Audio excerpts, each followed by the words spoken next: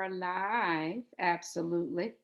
This is T Rice, and we are talking with me tonight, telling the truth, none other than about what? Polls, politics, and some policy. I'm excited tonight about what we're doing and how we're moving forward. Have done some amazing things even tonight around this subject. So listen, everybody, go grab your friends, go tell everybody that it's time to talk with T Rice tonight. And what are we going to do? We're going to tell the truth about everything that's going on right here, right now, in NC. And I tell you, it's some good stuff going on. It is some amazing topics that we're going to hit tonight. I tell you what, as we move forward into this, I've got some things that I need to share with you and to remind you about what we're doing and where we need to move forward during this unprecedented season that we're in, particularly what around these polls. Let's talk about the fact that they're still requesting for people to support and be a poll greeter. So if you can be a poll greeter, we definitely need you to continue to be able to do that. It's very important that you do so. I've been seeing many posts around, particularly from Dr. Terrence Roof's page and from Yvonne Brennan's page in reference to, it might help if you could see my face.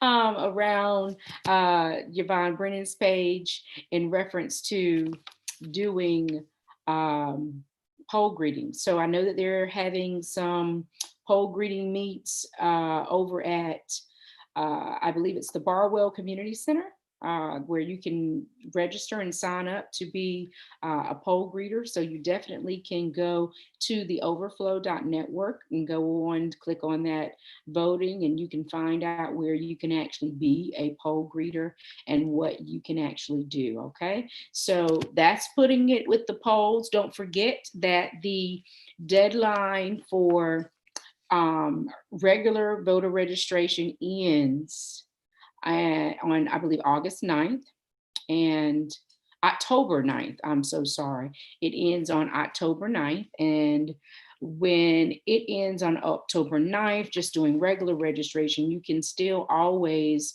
vote at your early voting sites. And when you vote at your early voting sites, you'll definitely be able to register if you need to, and as well as vote. So make sure, guys, it's extremely important to do this voting, to do these polls. Some people, typically we know that our older adults usually do polling, but because of this unprecedented time that we have with this virus, we definitely need to fill in the gap there. And so we definitely want to make sure that we're helping people in doing so. So listen, the other thing that we've got to talk about, I don't know if anyone else has received this in their mail. It's the voter guide. This one in particular is for Wake County, and it's given out by Democracy NC. They are a nonpartisan organization. They'll actually be with us next week. So next Tuesday, we're going to be talking about all things voting, all these amazing things about voter rights, about, you know, your where voting comes from, the history of voting basically is what I'm referring to. And so when we talk about this history of voting, it's some great things that Democracy NC is going to share with us on next Tuesday. So they'll be my special guest on next Tuesday. Also, we're going to have some conversations around making sure that you really, guys, understand who you're voting for. Because right now there are some great things that are moving forward that if we don't put the right people in the right place to vote, to be our legislators, then the types of policy changes that we really need to make our lives better are not going to happen. again, or we're going to have to put even more pressure on people. So we can make some things that are just common sense with things that we value, like justice, not allowing law enforcement and not allowing district attorneys or anyone in judicial services to, you know, move the law in some different ways versus just being just and fair for the average citizen, and not putting people in jail without doing appropriate and detailed investigations, and finding people for reasons other than creating summons to create more revenue within our state system. So we do need money to run our government, but it does not need to be at the expense and on the backs of citizens who are particularly Black and Brown citizens, with creating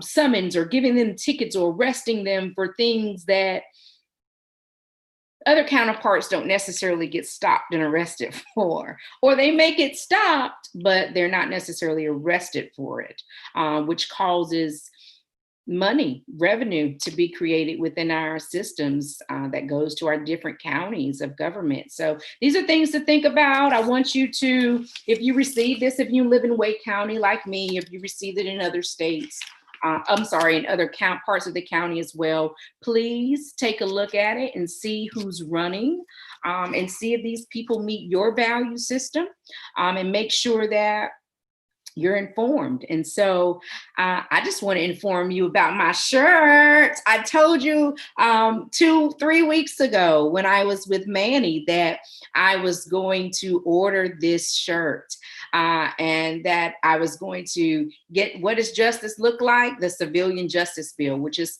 what I'm talking about when it concerns policy of the things that we definitely need in order to change our everyday lives. So I'm excited. Tonight, we were going to talk about justice, and we also were going to talk about justice being served with the special guest that we were going to have. And I believe some things have changed, so it's quite all right. And we do want to remind everybody to go to theoverflow.network. Just had an amazing meeting tonight with the Divine Nine. Thanks so much for inviting us, the Greater Raleigh chapter. So for all of those sororities and fraternities out there, we really sincerely appreciate you allowing Manny and Investigator Gomez and myself being able to speak and share. And the enthusiasm and the greatness on the line was absolutely amazing tonight, meeting with those presidents. We got some great things in store, guys. You want to be a part. You want to jump on board for this. You don't want to wait till the last minute when you see, some people don't come around until the lights, camera, actions hit, but there is some groundwork that we have to do, and it has to happen. And so we're excited about you being able to do just that, being a part of what we need. And so we're going to see if we can, it looks like my special guest is watching. I'm going to see if you can, we're going to, can you log in here, my special guest friend? Because I want to talk, because this guest is, will tell the truth. So with this particular guest, I think we may have to do something a little different. I'm going to see. Give me a second, everybody. Hey, listen, this is going to be good. So just hold on for a second. Let me do this and see if I can get my special guest to come on with us. I'm excited. Ha ha. They are an amazing person. And many of you know them because she talks and tells the truth no matter what situation she's in. And so we absolutely love that. So listen, I need to know if you are, talk to me a little bit in our chat. I need to know, have you gotten one friend that typically does not vote, has all kinds of things to say about voting, and then turn around, I need you to let me know whether or not this individual you've talked to. Have you tried to convince them to vote? Because we need every single vote. Friend, one friend that you know typically does not vote. Definitely need that from everybody at this point in time. So please, please, please make sure that you get everybody. She snuck up on me. I love it. I absolutely love it. I thought I heard something pop in on me, but I wanted to make sure. Listen, everybody, talking about what does justice look like? The civilian justice bill. What does justice look like? Justice served. Miss Diana Powell, who is always on the front line since the moment that she came on the scenes. I believe I just saw that you posted a few weeks ago that Justice Served, unmute yourself, that Justice Served had an anniversary. Yes, we did. And it snuck up on me so fast. Because you're doing the work and you're not running, you're not doing all that other stuff, trying to be cute. You're out here on the ground, on the front lines, doing what you do. I tell you, I'm excited that you were able to jump on and chat with me for a few moments. We won't be long. I do 30 minutes, but we were talking about the bill. It lasted a little longer than normal. But I think what's important for folks to know, since we're talking about, I'm excited. I got my shirts. I've been wearing my shirt today in my Zoom meetings, talking to folks. And speaking of this justice, with Justice Served, you've got to share the amazing things that you guys have done over the years. I mean, you're the woman who is always on the TV, in the news, being quoted, doing something, on Facebook, doing lives, keeping folks in the know. Tell us about, and I saw you posted something about the same work that you began a couple of years ago, where you galvanized attorneys and everybody, and you did some amazing work. Tell us what you actually did. Actually, that was our expungement and driver's license restoration initiative that we took. And when we first started, I had no idea where it was going to go. And so, to make a long story short, we ended up pre-registering over 3,000 people to get their criminal records looked at, see do they qualify for an expunction, and helping those that have had their driver's license suspended due to fines and fees, that they can get their license restored. That was a big movement. It was amazing, and we're still working it today. We do it every day. I saw that. So one thing that I saw you did a live a few days ago, and I think I posted something like, save some of that for Tuesday night, because you were giving valuable information. I saw something that my mentor and amazing friend, Betty Murchison, post. She told us that the polling place changed. Yes. That is something that I don't think people didn't know, because I'm gonna be honest with you, Toshiba didn't know. Number one, because I usually go in person to vote. Mm-hmm. And I don't usually go there, but people needed to know. So tell us some things that you were sharing on live the other day around voting, around making sure that people understood.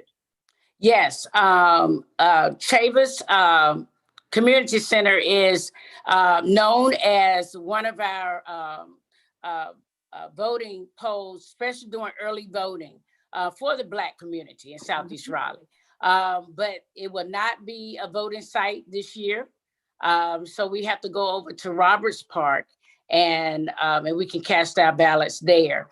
And we wanted to get that information out because we knew that a lot of people were not aware of that, especially our elderly community.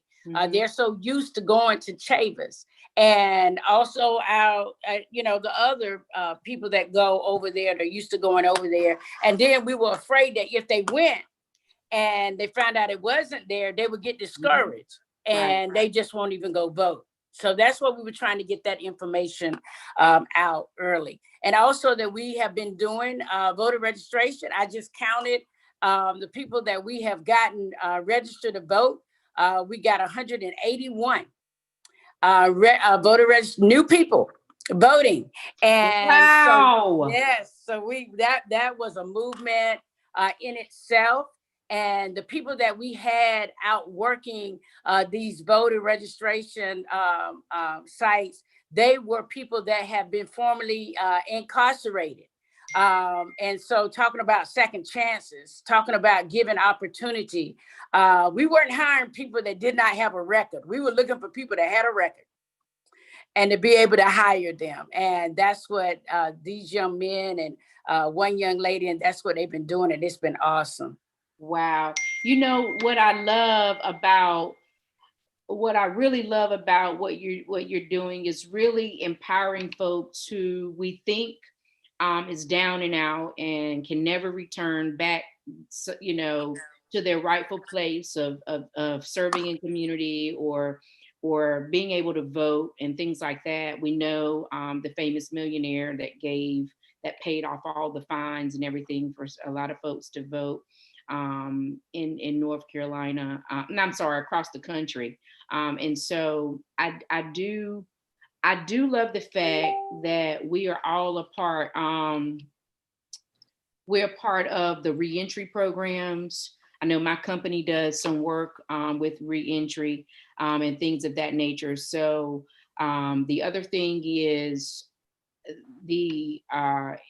I really love what Justice Serve does about giving folks hope, you know, and I know that sometimes, and I've read comments and things when you did your initial expungement project, folks were angry, folks were mad, folks were upset, but the overall point is you did something that no one else had done in community. Right. And even though we could not help everybody because of the nature of the crimes, because people didn't quite understand it, you called for people to gather in a way that had not normally been done when it surrounds judicial systems and the law. And so I remember when I received the civilian justice bill, the first person that I said to myself was, well, Toshiba, you got to get Diane on board because this is the work she's been doing forever. And to get a bill actually in place that backs up all the stuff she's been saying is going on in the judicial system. And I recall, the things that I would see you talk and share about telling people, no, don't plead. No. Right. We're gonna go. You knew some tricks of the trade, my friend. Yes. To help folks not give up and to fight in certain ways. I won't get into it tonight, but my children were victims of this same system. And it hurts when you are an individual like ourselves who are devoted to our community, who do what's right, who raise our children to do what's right, and they do what's right. Right. And police officers, those who are not obeying and honoring their badges, the ones that are doing that, we need them. We want them in our communities when things are wrong, only when we call and when we need them. Correct. Not to harass, because everybody's talking. We need police officers, but we don't need them in every capacity of our life. We don't need them in our schools. We don't need them incarcerating young men, stop and frisk, and all these other things. We don't need any of that. Over policing our neighborhoods. So around this thing about candidates, what do candidates look like to you that we need to create justice? What type of candidate? I'm not necessarily saying to name a candidate. I know you're a truth speaker, but I'm talking about, let's name the characteristics of a candidate that we need in legislator, in our commissions, in our city council, and even nationally. What do you think about that? Yeah, definitely we look for that candidate that believes in second chances. Mhm.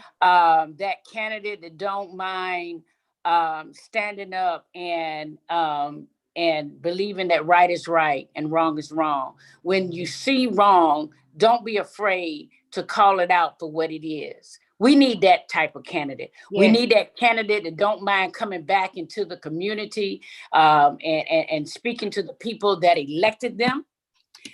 We don't need that candidate that wins the election and goes away and we don't see them anymore. I've been on many forums of being able to basically question some of these candidates that are running for office, and so now we're learning how to hold them accountable. Right. Hold them accountable, and even in our last, our sheriff. Not trying to get into all of that, but still, Diane is telling the truth with T. Rice. Okay. I knew who I was inviting in the first place, so I knew better. Okay. Okay. I mean, because let's be real about it. We went hard, and we went hard for our Sheriff Baker, and one of the reasons was because of the case of the Kyron Hinton case. Mm-hmm. And the way that Donnie Harrison was handling that case. And then Baker, he approached us about, he wanted to be our sheriff and he was going to do us right. And he was going to have an open door policy that we can come in and, we can sit down and talk. But reality today, it's not happening. Mm-hmm. Go ahead. No, I was going to say, so this really honestly bring us to some important conversations. It's things that folks like yourself and other social justice people around either education or whether judicial justice or whatever, it brings us to this place of where we are in our country, that where citizens, particularly Black and brown citizens, are saying, we can't allow it anymore. Right. We just can't. It can't happen anymore. We can't continue with it anymore. We can't allow you to tell us one thing during campaign season and not fulfill those campaign promises. It's no longer politics as usual. That's right. Why? Because we have had so many deaths and we have had so many injustices that if we continue this cycle, the idea of 2043 of Black and brown people being the majority in the country may not even happen, because we're dying, we're in prison, we're in, it's so many oppressions that's going on. And so one thing I want to bring up to you, since you're bringing up canons, and again, these are your truths, this is how you feel, right? Right. And so I remember 2 years ago, when did we elect our mayor? It was about going on 2 years ago. 2 years ago. And then the 2 years prior to that, we had a candidate that ran that I supported strongly and was campaign for, whatever, it advised people, and that was Charles Francis. Mm-hmm. Now, the reason why I'm bringing that up is this. There was newspaper rhetoric and everything that says, why is the community trying to use those tactics to divide us around race in the city of Raleigh? Mm-hmm. And here we are,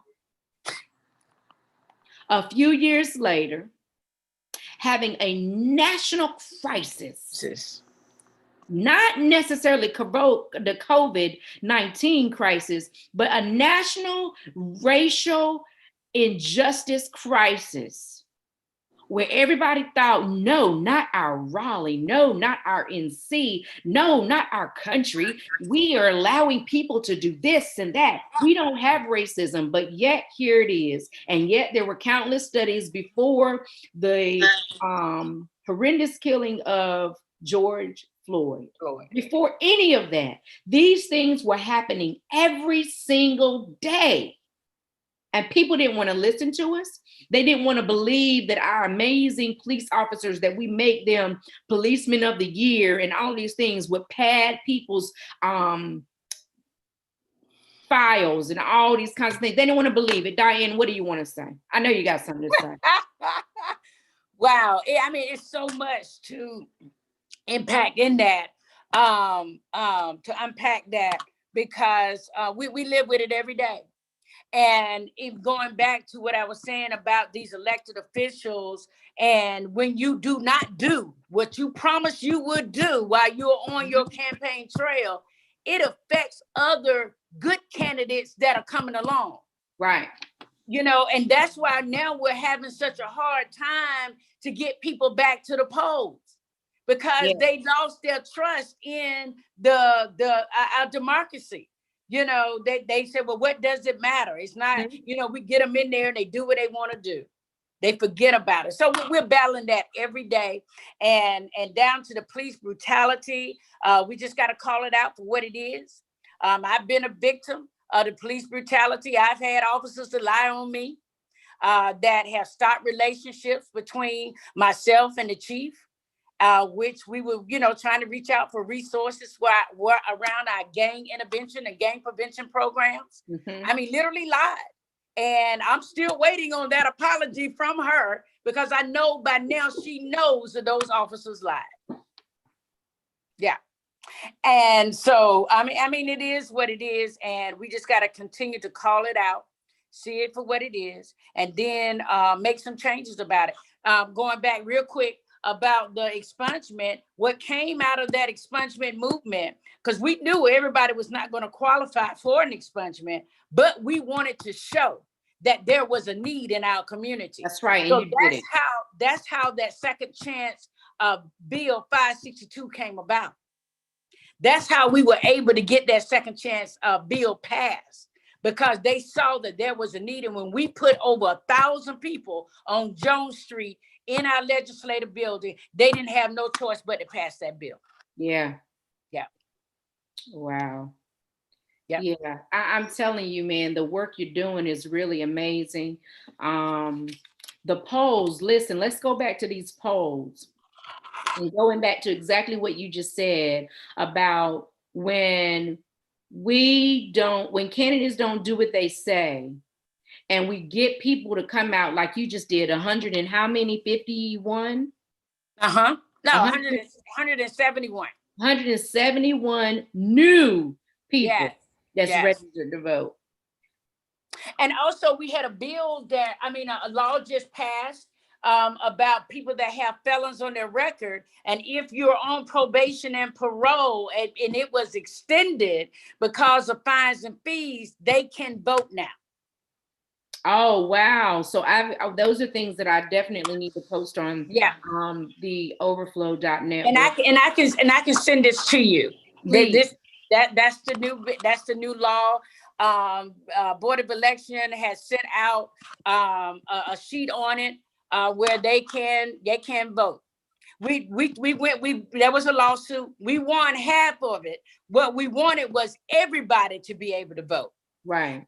We went before a 3-judge panel, and so they gave us, they're on probation, and they're fine because of fines and fees. They should have a right to vote because they pay taxes.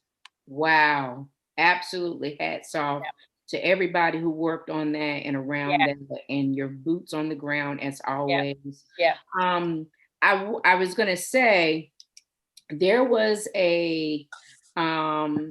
I got a call today out of New York State that told us that, I'm going back to these polls and voting, that told me that New York State's Channel 11 News had a 20-minute profile on North Carolina and voter suppression. Wow. It goes back to what you were just saying about when candidates don't do what's asked and needed and be progressive without being apologetic. When candidates do that, what happens is, like you said, people don't want to vote anymore. They're done. They don't care. They don't want to vote anymore.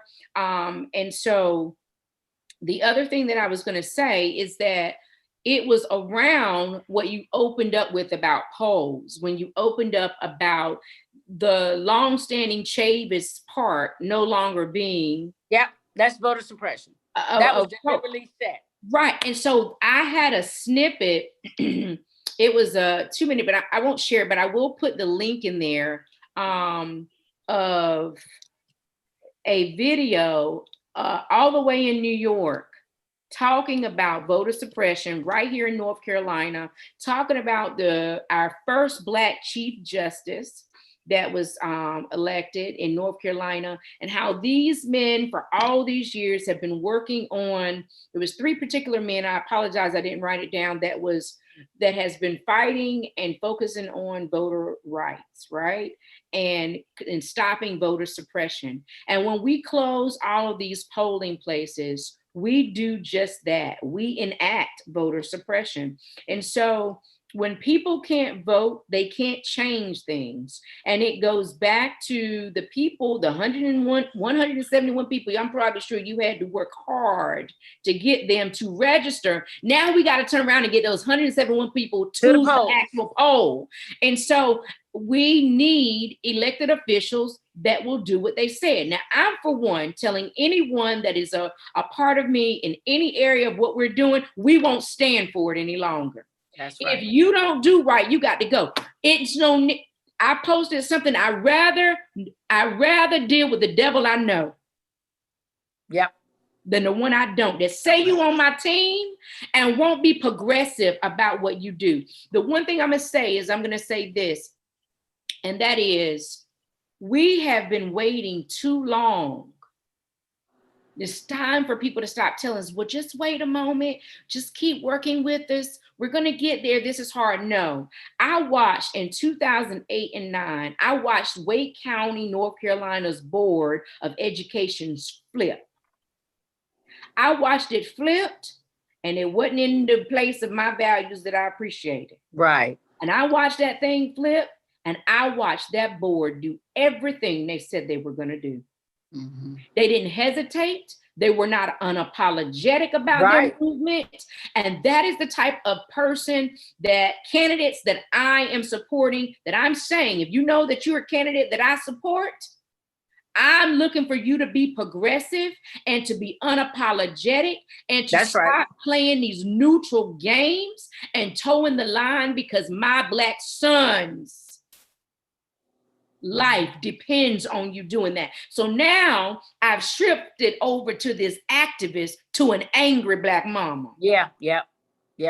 Because I need folks to do what they said that they're going to do. It looks like we lost Alicia, because I was going to bring her in to talk about the health of it all. Alicia, is there anything you want to say? Let's talk about the health of it all, about these, you spoke about it last week, about people you're seeing around the climate of this country. But what does it really mean when we're suppressing the right to vote? Won't be able to allow people to change policies that directly affect Black and brown citizens' lives? So what I'm running into, as a matter of fact, I had 2 new clients today. One is on this extended FMLA. And another one, there is just becoming this huge divide in the family, and people are feeling this sense of hopelessness. Mm-hmm. And it's almost like they can't see them being able to gain, and a justice system that they thought was just is turning out to be everybody, just us being in a situation where we're being victimized.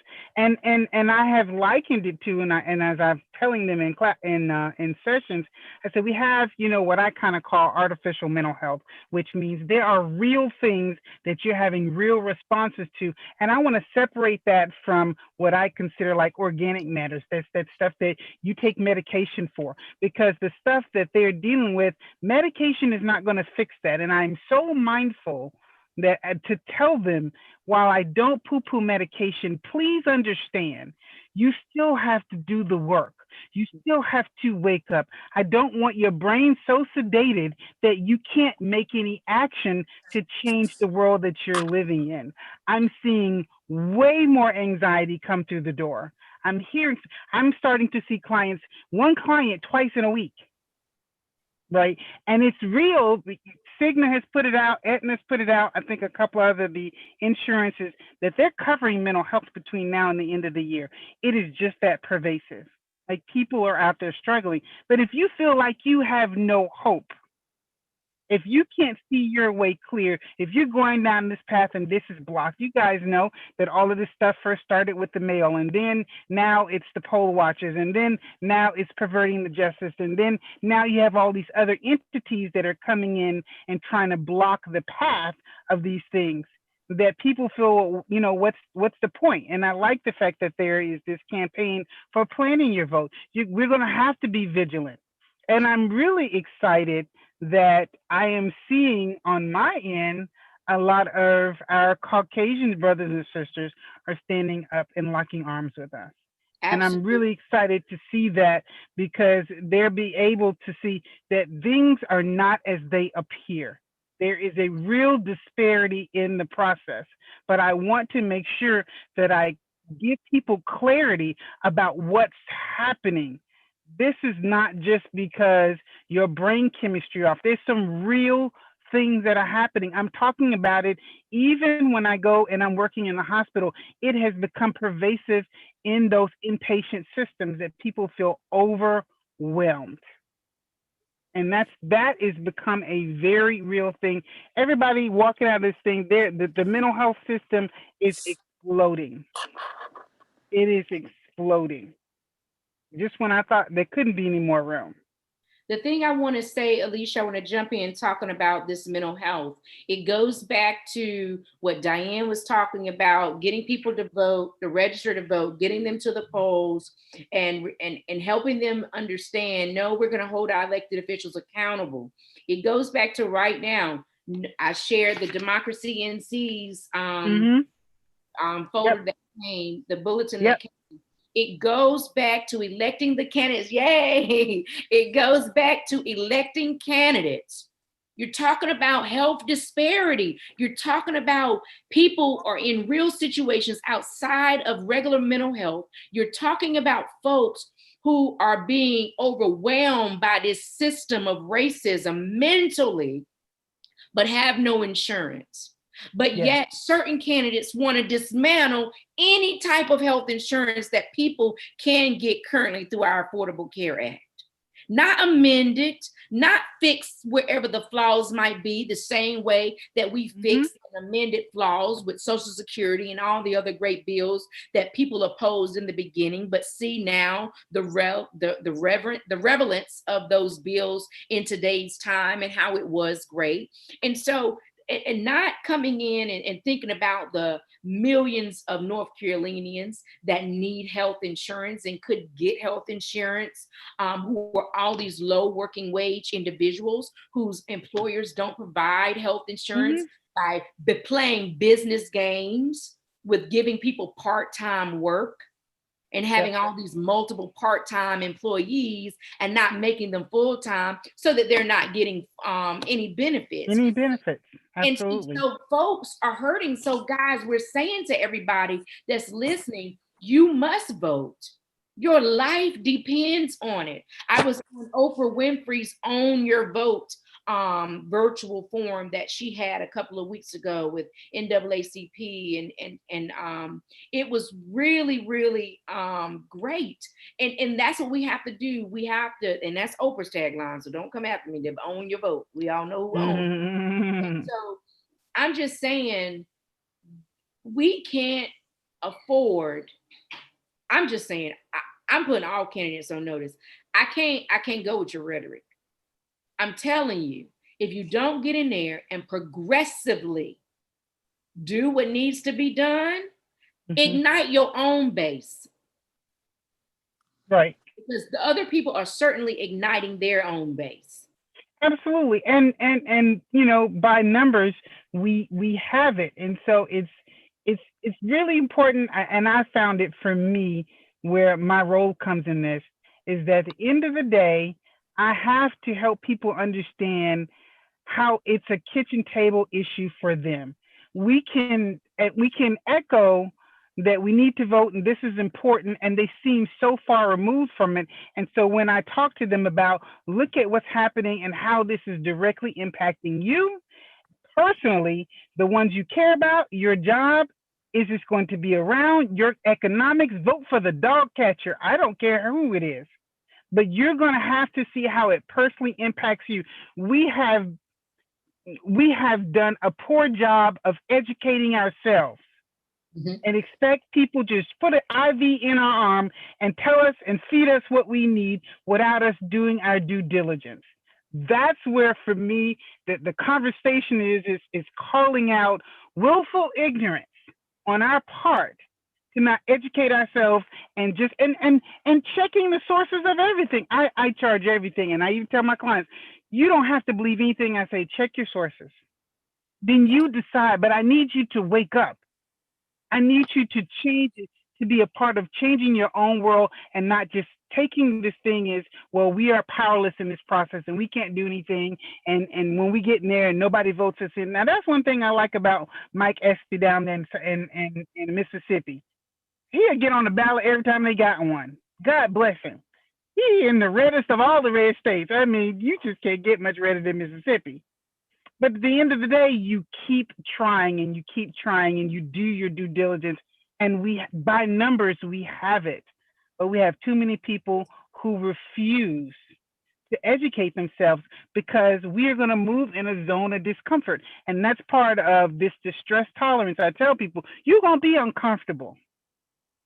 You're going to be uncomfortable. Bring your Tylenol, your Advil, your Aleve, or whatever. You're going to face, people had to do it by history, facing dogs and water hoses. This is our time. That's If right. all we've got to do is to stand up and go and do something. We ain't got nobody spraying hoses for us. So somebody call us out our name. Okay. But we've got to stand up and take ownership and stop being willfully ignorant as a culture, our culture, and be a part of taking back our own power. Right. And you're exactly right. And we can do that by doing things like joining Justice Serve NC Yes. and being a volunteer and Yes. make some donations. Absolutely. You know, we don't want to turn loose that money. Listen, let me tell you I'm something. saying. Some people on other teams, they put their money where their mouth is. It doesn't matter if it's $5. That's a stack of sticky notepads that where they can label some things to be able to do. It doesn't matter. Donate. We can take that money that we go to the hair store and put it to where it's gonna last beyond. Come on, how long is that hairdo gonna last versus some things of justice? That's The right. word says money answers all things. That's it. We're gonna have to invest. That's right. And we do, and we have to definitely invest in people of value. I have seen firsthand, I will tell you this, I have seen firsthand my allies, we call people who are not Black citizens that stand with the overflow.network, we call them allies. I have seen so many of my allies donate. Mm-hmm. And be willing to give or even do what I've asked, which is sign up. We've been talking about this for weeks. People have been hearing me talking about the overflow.network, talking about this justice bill. These are the things that we can do, guys, to help to make change. These are real tangible things to make change. Being a part of civilian justice bill, being a part of the Justice Serve organization, and the countless other organizations that are out here doing things for justice, volunteering, helping. I mean, I know Diane needs plenty of volunteers to help and to do, even offer maybe, you know, when committees and things like that to sit on. Sometimes when we start foundations, we prolong the progression of it because we need capacity building. We need people to help do the work because we are not going to be able to do this by ourselves. It's all about unity. It's all about coming together. So again, I will urge you to go to the overflow.network and sign up as a supporter. Just go to the page, the overflow.network, scroll to the bottom of the page, and just simply put your name and add your name and email in and click as I am a supporter. That's it. That's all you got to do. If you want to give a donation, you can, but it's not necessary. We need people to unify in this day and time. Go to Justice Serve NC. Yeah. JusticeServeNC.org and sign up and help with what they're doing. I watch this woman post videos 50 times a week about food she giving away and helping and trying to make sure the children are fed. These causes matter, and you matter. And I thank you, Diana, for telling your truth.